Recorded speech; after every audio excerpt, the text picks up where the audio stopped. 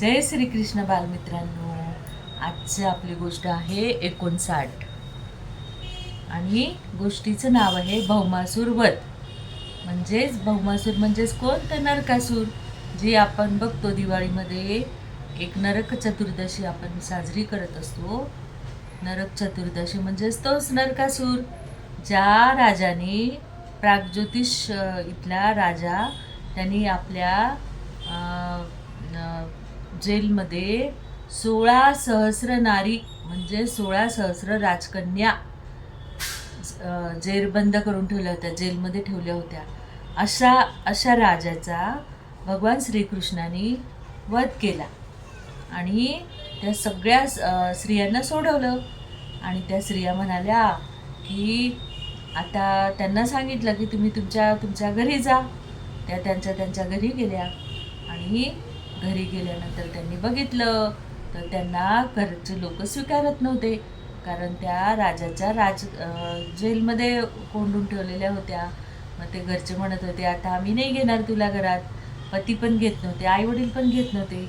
मग या सगळ्या स्त्रिया भगवान श्रीकृष्णाकडे आल्या आणि त्यांनी सांगितलं की तुम्ही आम्हाला तर सोडवलं, मुक्त केलं, पण आम्हाला आमचे आता घरचे स्वीकारत नाही.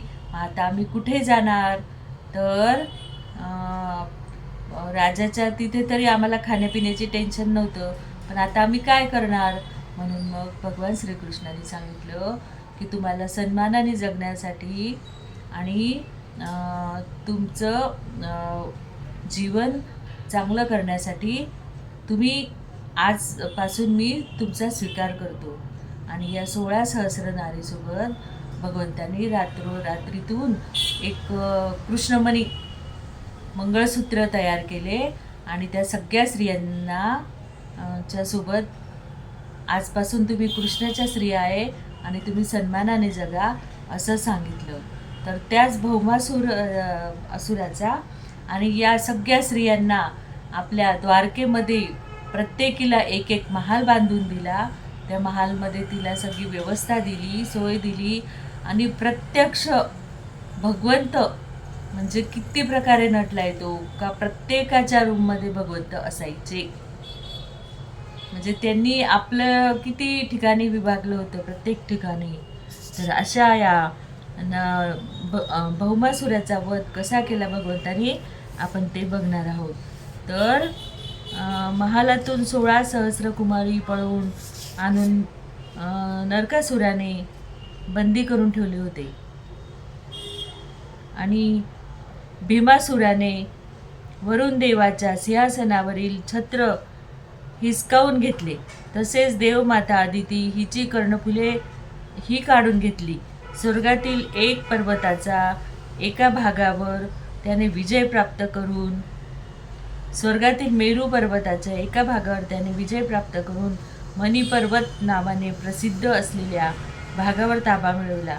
त्यामुळे स्वर्गलोकाचा राजा इंद्र भीमासुराविरुद्ध तक्रार करण्यासाठी द्वारकेला श्रीकृष्णाकडे आले आणि त्यांनी सांगितलं की श्रीकृष्णाने आपली पत्नी सत्यभामा हिला बरोबर घेतले आणि ताबडतोब भीमासुराचा म्हणजेच नरकासुराचा वध करण्यासाठी ते त्याच्या निवासस्थानी गेले आणि तटबंदी केलेली होती नगराला. खूप म्हणजे इतका बंदोबस्त होता त्या नगराच्या भोवती की 7-8 प्रकारे त्यांनी तटबंदी केलेली होती.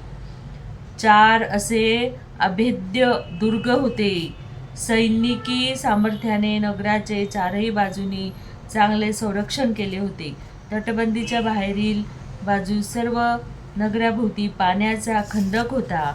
त्याच्या पुढील सीमेवर विजेच्या तारांची जाळी पसरवलेली होती. विजेच्या तारा म्हणजे शॉक लागून लोक आतमध्ये यायला नाही पाहिजे म्हणून.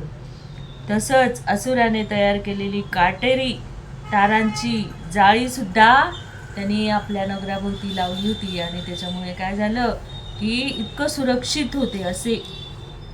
पण श्रीकृष्ण जेव्हा तेथे पोहोचले तेव्हा त्यांनी आपल्या गदेच्या प्रहाराने सर्व किल्ले तोडून टाकले आणि त्यांच्यासोबत होती त्यांची ती पत्नी सत्यभामा. भगवान श्रीकृष्णाने अशा प्रकारे आपल्याला डावपेचात टाकलेले पाहून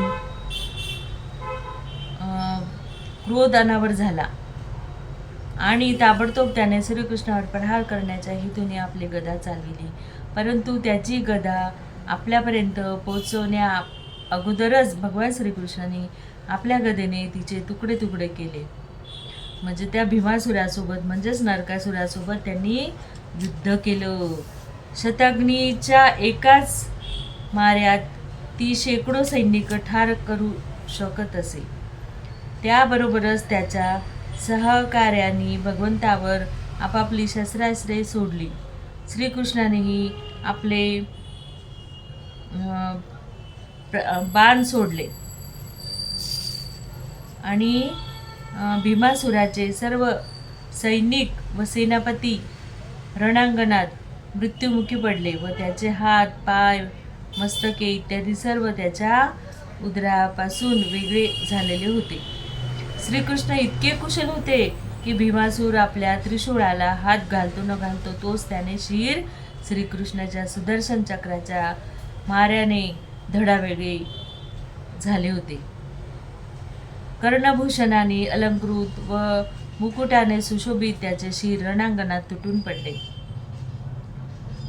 श्रीकृष्णाकडून भीमासुराचा वध होत होता. त्या प्रसंगी भीमासुराचे सर्व कुटुंबीय निराश होऊन किंचाळू लागले.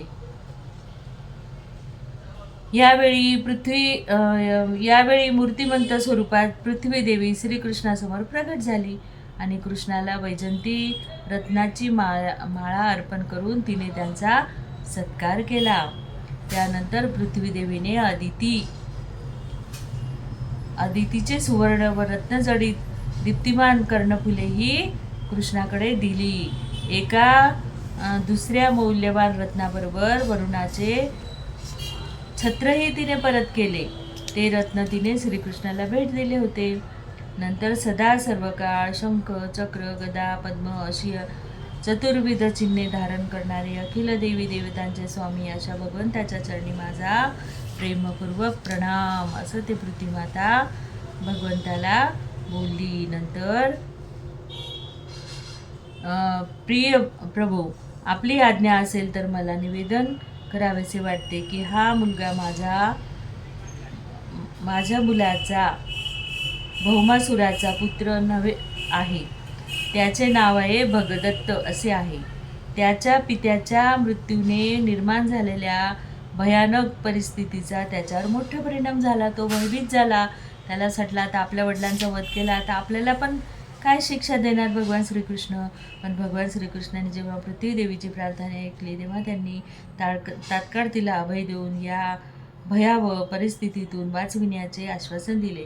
ते स्वतः भगदत्ताला घाबरू नकोस असे म्हणाले. नंतर त्यांनी भीमासुराच्या सर्व ऐश्वर्याने युक्त अशा महालात प्रवेश केला आणि त्या भीमासुराला भगदत्तला सगळं राज्याभिषेक केला. इंद्राने श्रीकृष्णाबरोबर केलेल्या अशा व्यवहाराची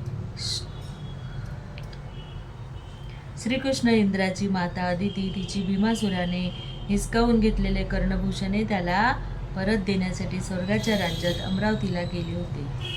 आपल्या आईची कर्णफुले परत मिळाल्याने इंद्राला खूपच आनंद झाला. असा भगवान श्रीकृष्ण एखाद्या सामान्य मनुष्याप्रमाणे अभिनय करीत होते हे सदैव आपल्या स्मरणात असायला हवे. तर त्यांच्या पती पत्नीच्या व्यवहारात श्रीकृष्ण आणि त्यांच्या कांता परस्परांशी हसत बोलत विनोद करीत आलिंगन देत आणि अनेक प्रकारचे हास्यविलास करीत त्यांचे युगल प्रेम दिवसेंदिवस वृद्धिगत होत होते.